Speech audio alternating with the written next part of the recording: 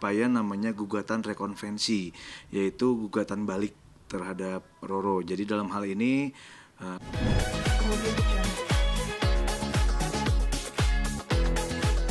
Alhamdulillah hari ini udah sidang melalui ikor deh, ketiga ya? Kedua ya? Jawabannya mungkin lebih dijelaskan sama kuasa hukum saya hari ini. Oke, baik. Di sini saya akan menjelaskan untuk agenda sidang ya. Kemarin sudah sidang laporan hasil mediasi. Nah, dan sekaligus untuk pembacaan gugatan. Dan pada hari ini persis tanggal 14 kita dikasih waktu oleh Majelis Hakim Pengadilan Agama Jakarta Selatan untuk menjawab gugatan yang sudah dilayangkan oleh Roro melalui tim kuasa hukumnya. Dan di sini juga yang perlu kami sampaikan, kita ada melakukan upaya namanya gugatan rekonvensi, yaitu gugatan balik terhadap Roro. Jadi dalam hal ini klien kami Mas Andri Irawan sebagai penggugat rekonvensi dan Roro sebagai tergugat rekonvensi. Mungkin gugatan itu tuh isinya apa, Mas? Untuk gugatan rekonvensi sendiri kita lebih banyak menitik beratkan masalah anak ya. Kami juga di situ meminta kepada majelis agar hak asuh anaknya Sultan itu pindah hak asuh anaknya ke Mas Andri. Itu diasuh sama Mas Andri, maksudnya hak hadonahnya gitu. Mungkin dari Mas Andri sendiri gimana sih sampai keinginan untuk memiliki hak asuh anak itu, padahal kan itu juga masih di bawah umur ya, Mas? Iya sih, sebenarnya secara hukum ya harusnya di bawah umur ya, cuma 12 tahun. Cuman kan saya lihat latar belakang dan kehidupan saya selama 1 tahun yang saya jalanin itu seperti apa, saya yang lebih tahu lah, makanya itu akan diungkapkan semua nanti di pengadilan ya, jawaban gugatan dari kuasa hukum saya itu aja sih. Jadi saya lihat dari sisi agama sih sebenarnya ya. Kalau memang sebenarnya sih hak asuh nggak masalah, cuman kan masalah kadang-kadang untuk bukan seperti saya untuk ketemunya itu, akses ketemunya terlalu dibatasi. Kayak sekarang kan hampir udah 3 bulanan ya saya nggak ketemu anak saya, makanya kan saya perlu tahu keadaannya seperti apa gitu kan. Jadi jangan melihat kadang-kadang nafkah gini nggak mampu. Yang nafkahin manusia lahir di dunia ini bukannya kita manusia, Allah semua, cuma lewat ayahnya atau lewat ibunya seperti itu. Tapi untuk selama 3 bulan gak ketemu itu mungkin udah coba untuk ngedatengin langsung ke tempat nyai juga atau gimana? Saya alhamdulillah udah berkali-kali ya, bahkan kalau nggak salah minggu lalu juga saya ke sana, cuma nggak ada karena gerbang di luar kan ditutup gitu kan, karena kan banyak juga barang saya yang belum dikembalikan untuk saya kerja segala macem gitu kan. Ini kan sebenarnya buat saya masalah lah untuk mengerjakan kerjaan klien saya yang banyak ke pending gitu. Bahkan ada satu bendel ya, surat tanah keluarga besar saya juga masih ditahan juga di sana gitu. Bang, ini kan untuk kasus soal anak ini kan masih di bawah umur dan kebanyakan akan dijatuhkan kepada ibunya. Mungkin dari abang sendiri seberapa yakin sih bisa mendapatkan hak asuh anak itu? Iya, terlepas dari mengenai gugatan hak asuh anak juga ya, di situ kita minta hak asuh anak. Ya memang kita di sini berusaha ya, artinya untuk hak asuh anak gitu bisa ke Mas Andri. Tapi sepenuhnya itu kan ada keputusannya itu ada di Majelis Hakim Pengadilan Agama Jakarta Selatan. Kalaupun klien kami nggak keberatan, kalaupun memang harus untuk hak asuh anak itu, yang paling penting adalah tidak dihalangi, artinya tetap diberikan akses untuk berkomunikasi dengan anak. Itu yang paling kami fokuskan di situ, Mbak, karena klien kami sangat keberatan kalau misalkan sampai tidak bisa ketemu dengan anak, apapun alasannya, itu loh. Jadi sampai sekarang nggak ada komunikasi atau video call gitu dengan anak? Tidak bisa. Klien kami sudah ditutup aksesnya, sudah diblok gitu. Di sosial medianya pun sudah diblok, tidak ada gitu, tidak ada akses jadinya. Terus tuntutan dari pihak Roro sendiri kan minta nafkah sekitar 30 juta. Ya. Nah, itu seperti apa? mengenai nafkah anak sebesar 30 juta ya. Yang jelas kalau saya lihat dari gugatannya Nyai Roro melalui kuasa hukumnya di situ sih ditulis 25 juta ya. Gitu dengan adanya kenaikan 10% untuk setiap tahunnya ya. Cuman sekali lagi di sini saya ingin tegaskan bahwa untuk mengenai nafkah anak itu sesuatu yang tidak bisa dipaksakan. Artinya di sini sesuai dengan kemampuan dari klien kami, artinya dalam hari ini Mas Andri, berapa kemampuan kira-kira dia untuk membiayai kehidupan Sultan gitu loh. Berapa biaya yang dibutuhkan untuk membiayai kebutuhan sehari-harinya Sultan. Itu aja sih. Jadi kalau menurut saya untuk angka segitu sangat-sangat keberatan klien kami gitu. Jadi nanti kami akan mengajukan keberatan kepada majelis hakim utamanya. Jadi insya Allah mudah-mudahan putusannya nggak akan segitu angkanya gitu. Tapi Mas, mungkin dasar dari angka segitu tuh karena dilihat dari Mas Andre yang baru buka bisnis katanya. Ya justru kalau kita bicara baru buka bisnis ya, justru kan ini kan kalau baru buka bisnis kan intinya kan baru merintis ya, baru merintis kembali ya, yang dimana dari tahun 2004 klien kami sudah membuka usaha bengkel ya, bengkel modifikasi motor. Nah sempat tutup sekarang ini ya kan, dan untuk sementara masih di tempat orang tuanya Mas Andri. Dan sekarang ini Mas Andri lagi coba berusaha kembali, menata kembali untuk bengkelnya itu gimana ya kan, supaya bisa produktif lagi, artinya tidak kehilangan customernya Mas Andri sendiri. Makanya dari situ kan kita kan justru ini lagi ngerintis lagi dari bawah, berarti kan dari nol lagi gitu. Jadi gimana kita mau menyanggupi dengan angka yang dilayangkan oleh Nyai gitu, maksudnya yang diminta sama Nyai gitu. Ya Mas Andri, mungkin sedikit mengenai tudingan KDRT sendiri seperti apa sih Mas? Makanya untuk KDRT nanti kan semuanya akan kita buktikan di pengadilan ya. Kalau saya dengan tudingan itu ya sementara saya kasih senyum ya, karena kan saya pikir mungkin ya sesuatu KDRT kan persepsi orang luas ya. Tapi yang pasti saya nggak melakukan kekerasan yang verbal ya.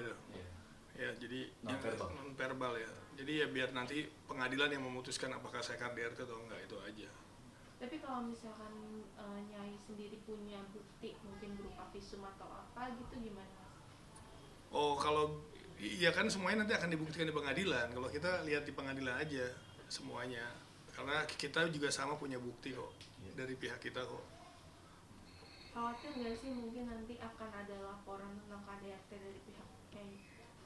Kalau saya sih sebenarnya karena saya ya secara tegas emang nggak melakukan KDRT ya. Bahkan kalau saya yang bisa membuktikan nanti jadi lucu juga sih sebenarnya ya kan, nanti terbalik lagi suami yang di KDRT sama istri.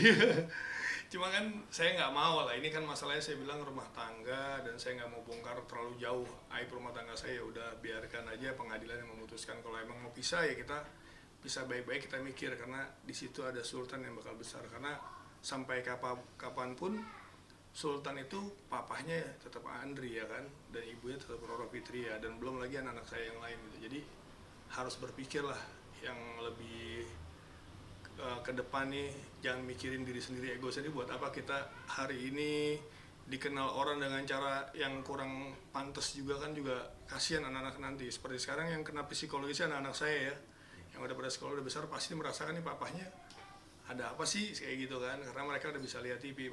Makanya sama bundanya TV-nya pun sekarang dimatiin semua, dicabut, nggak ada yang boleh lihat gitu, sampai seperti itu gitu. Tudingan kalau Mas Andri sendiri temperamen gimana Mas? Bener gak sih? Kalau gaya ngomong saya kayak gini, lihat aja, karena kan saya emang Betawi kan, ngomong ya ceplos-ceplos tapi masih pakai adab lah, karena kan guru saya pun ngajarin ya adab yang pertama gitu. Jadi kalau ceplos-ceplos yang dilihat tinggi, saya nggak mungkin bisa menyamakan gaya bicara saya dengan Nyai kan ya gini. Tapi kan saya tahu istri saya seperti apa, temperamennya juga saya tahu. karena saya yang menjalani rumah tangga itu, saya tahu lah keadaan di rumah tangga saya dulu sebelumnya seperti apa. Sebenarnya ya kayak kemarin lah kita lihat di ruang mediasi, nggak ada terjadi apa, bisa ada teriakan, itu kan berarti kan bukan saya yang temperamen secara nggak langsung. Saya cuma senyum, saya diam gitu kan. Padahal saya saat itu saya baru pertama kali ketemu istri saya, ya kangennya luar biasa ya. Dan bahkan saya mau nanyain anak saya, tapi belum saya tanya, baru saya kasih senyuman udah menjerit teriak-teriak itu. Tapi Mas mungkin dari pernikahan sebelumnya kabarnya kan ada dugaan KDRT juga sama istri sebelumnya, itu benar nggak sih Mas? Nggak ada, dan itu bisa dibuktikan kok. Dan kan nggak mungkin saya maksudnya mengundang sesuatu yang mereka nggak perlu dilibatkan dalam rumah tangga ini lagi gitu kan. Jadi saya nggak ada yang pernah seperti itu. Udah saya yakin banget gitu, apalagi dengan kekerasan fisik ya. Kalau saya dikerasin perempuan, dicakar, dipukul, diapain, itu ya kalau kesel saya anggap biasa ya, wajar. Paling saya menghalau aja, saya tarik tangan saya atau apa. Makanya kan banyak sempet ya, besok makanya kita bisa buktiin di pengadilan semuanya ya. Mungkin dalam 1 tahun pernikahan dengan Nyai, mungkin ada nggak sih perdebatan yang sampai melakukan kontak fisik antara mungkin Nyai ke Mas juga ke Nyai gitu, sampai kontak fisik? Kalau kontak fisik saya belum pernah. Saya cuma diem, walaupun dia emosi, perempuan emosi kan kadang sampai nyakar atau apa, biasa ya, atau mukul. Saya paling menghalau atau narik, saking udah perihnya misalnya, sakit itu seperti itu. Cuma biasanya yang menyebabkan sampai seperti itu kadang-kadang ya yang itu saya bilang, kalau saya harus dipaksa zolimin anak saya nggak bisa. Dengan misalnya masalah waktu menghubungi atau memberikan nafkah yang diatur dengan caranya dia, itu yang paling berat buat saya. Saya pasti berontak untuk hal itu gitu. Karena kan saya juga menafkahi anak saya nggak dari uang dia, karena kan hampir semuanya kerjaan saya itu. Dan saya tegaskan juga, selama 1 tahun ini saya lihat emang nggak ada penghasilan dari pemasukan dari istri saya, semua real dari emang usaha saya tahu semua. Makanya saya bisa buktikan nanti di pengadilan dengan beberapa rekening yang akan kita jabarkan semua gitu. Mengenai pihak Roro bilang katanya punya bukti kalau misalkan Mas Andre, maaf, katanya mabuk janda, dan tudingan selingkuh itu seperti apa sih Mas? Mabuk janda. Mabuk janda, aduh. Nanti sebenarnya di pengadilan akan kebongkar. Sebenarnya siapa yang dituduh itu nanti akan malu sendiri, karena saya tegaskan, udah kasih tau aja ya. Yang dituduh bahwa itu adalah sebenarnya mantan istri saya ya sebenarnya. Makanya semua akses mantan istri saya pun diblok sama Nyai. Sementara yang punya anak itu banyak loh, yang maksudnya yang harus berhubungan dengan saya. Padahal kan yang udah mantan ya udah gitu. Dan dia tahu sebelum menikah, saya juga udah banyak cerita dengan guru kan, dengan Abi Mohai juga tahu gitu kan keadaan, karena saya nggak pernah bohong tentang masa lalu saya. Jadi kalau ada kebohongan di depan, bakal sulit lagi kita nutupin buat apa gitu. Ya udah terbuka aja nih rumah tangga, mau jalan nggak mau udah gitu aja kalau saya. Terkait dugaan selingkuh sendiri mungkin seperti apa Mas? Kalau mau mantan istri selingkuh nggak sih sebenarnya? Itu kan bingung juga saya sebenarnya ya. Kalau mantan istri saya rasa sih harusnya nggak dibilang selingkuh ya. Gitu ya. Kalau will itu kan istilah orang yang baru dikenal terus kita jalin hubungan WA seperti itu. Ya saya nggak tahu lah, mungkin istri saya mau bilang apapun, saya ya udah jalanin aja gitu kan. Mungkin dia keberatan dalam hal ya kita nggak tahu ya, pemasukan atau apa ya. Tapi kan buat saya adalah tanggung jawab saya terhadap dia dan anak saya udah saya buktikan dalam 1 tahun ini gitu. Mungkin persiapan untuk sidang ke depan, ada persiapan khusus yang lainnya nggak sih? Tadi kita hari ini tadi kita sudah mengirimkan jawaban beserta gugatan rekonvensi dari pihak tergugat ya, dari pihak kita. Dan untuk agenda selanjutnya itu hari Selasa di tanggal minggu depan, hari Selasa itu untuk jawaban replik dari pihak penggugat, dari pihak Nyai ya. Terus nanti dikasih waktu lagi 3 hari. Jadi jedanya itu cuma 3 hari Mbak, dikasih waktu sama majelis hakim. Makanya kita persiapkan benar-benar secara matang apa-apa saja yang harus kita persiapkan. Nah, setelah replik nanti akan duplik lagi. Nah, setelah duplik di tanggal 25 Oktober nanti itu kalau memang dari penggugat tidak mengajukan duplik rekonvensi, insya Allah akan langsung masuk ke agenda pembuktian dan saksi dari pihak penggugat, dari pihak Nyai ya. Nah, setelah itu minggu depannya tanggal 1 November itu insya Allah bukti dan saksi dari pihak kami tergugat. Begitu. Bukti-bukti dan saksinya udah cukup kuat nggak sih Mas? Mengingat kan katanya pihak sana juga punya bukti terkait yang tadi dia bilang Mas Andri mabok janda itu. Terkait bukti ya, kita kan sama sekali belum tahu ya apa yang akan dibuktikan dari pihak penggugat, apa-apa saja yang dibuktikan, dan untuk saksi-saksinya juga kan kita nggak tahu.